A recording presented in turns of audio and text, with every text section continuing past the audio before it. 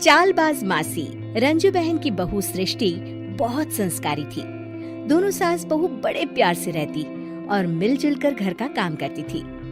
पर ये बात कईयों को तो अच्छी लगती, लेकिन कई लोगों को तो जलन का कारण बन गई थी। एक दिन सृष्टि से मिलने उसकी सहेली घर आती है। अरे सृष्टि, तू तो बड़ी अच्छी लग रही है। यहाँ तो घर का सारा काम करते करते हालत ही खराब हो जाती है। अपने ऊपर ध्यान देने का वक्त ही नहीं मिलता। तू तो बड़ी किस्मत वाली है। सृष्टि इस बात से हमेशा खुश रहती थी कि उसे एक अच्छा ससुराल मिला है। लेकिन एक दिन रंजू बहन की दूर की मौसी उसके साथ रहने आती है। अरे तू क्यों सारा दिन घर का काम करती है? बहू को बोला कर घर का काम किया करे। अरे है तो वो भी बेटी की तरह ही ना, और मिलजुल कर काम जल्दी हो जाता है। तू तो बड़ी सीधी है। देख कैसे मटक मटक के सारे घर में घूमती है तेरी बहू।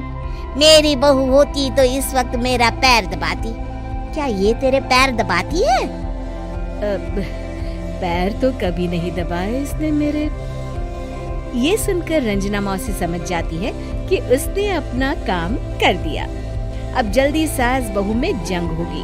मौसी मुस्कुराती हुई वहाँ से निकल जाती है। एक दिन रंजना मौसी सृष्टि से कहती है, तुम्हारे कान के झुमके तो बड़े सुंदर लग रहे हैं। जरूर तुम्हारी सास ने दिए होंगे। नहीं नहीं मौसी, मेरी माँ ने दिए हैं। अच्छा, फिर तेरी सास मुझे क्यों कह रही थी कि ये झुमके उसने तुम्हें दिए हैं? उसे झूठ नहीं बोलना चाहिए था। वैसे तुम्हारी सास ये भी कह रही थी कि तुम्हें खाना बनाना नहीं आता, तभी उस बेचारी को सारा दिन तुम्हारे साथ काम करने के लिए किचन में लगना पड़ता है। ऐसी तो कोई बात नहीं है, मुझे खाना बनाना नहीं आता। अरे मैंने तो खुद उन्हें खाना बनाना सिखाया है मौसी। रंजना मौसी वहाँ से चली जाती हैं। किचन में सृष्टि खाना बना रही होती है कि तभी उसकी सास वहाँ आ जाती है और वो कहती है, आज मेरे पैर में बहुत दर्द है, खाना तू ही बना ले। और वैसे भी मैंने सुना है कि मुझे खाना बनाना तो तूने सिखाया है। हाँ माँ जी, सुना तो आपने सही है। वैसे मैंने भी बहुत कुछ सुना है, लेकिन क्या बोलूं। दोनों सास बहू को झगड़ते देख बाहर खड़ी रंजना मौसी मुस्कुराने लगती है। बड़ी आई थी प्यार से रहने वाली। इन्हें कोई बताए सास कभी माँ नहीं बन सकती और ना ही कभी बहू बेटी। शाम को रंजना मौसी सृष्टि को बुलाती है। अरे सृष्टि बेटा, जरा एक कप चाय तो दे दे।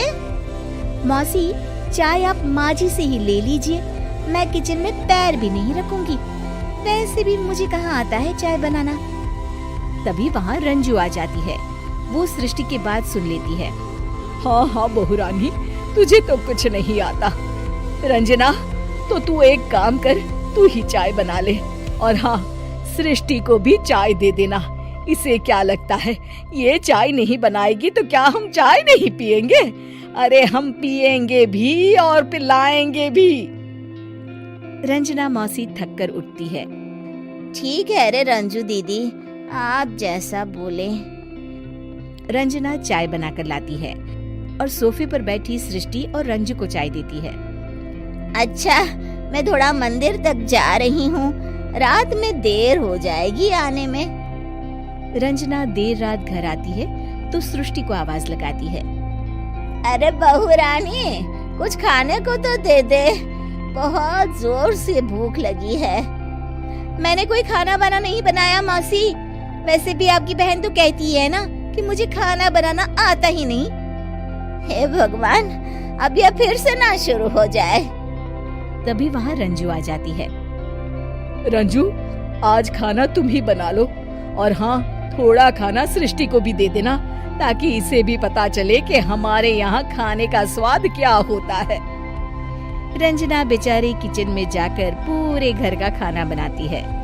जब वो खाना बनाकर बाहर निकलती है तो सास बहू टेबल पर बैठकर उसका इंतजार कर रही होती हैं।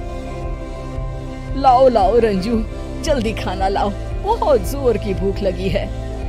सास बहू खाना खाकर अपने अपने कमरे में चली जाती है। अगले दिन सुबह रंजू रंजना के कमरे में जाती है। अरे रंजू, अभी तक सो रही हो? जरा नाश्ता तो बना दो। तुम्हें तो पता है ना कि बहू आजकल किचन में पाँव भी नहीं रखती। पता नहीं किसने उसके कान भरे हैं। चलो अब उठो और नाश्ता बनाओ।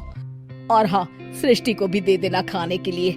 अरे उसे भी तो पता चले कि हमारे घर का नाश्ता कैसा होता है।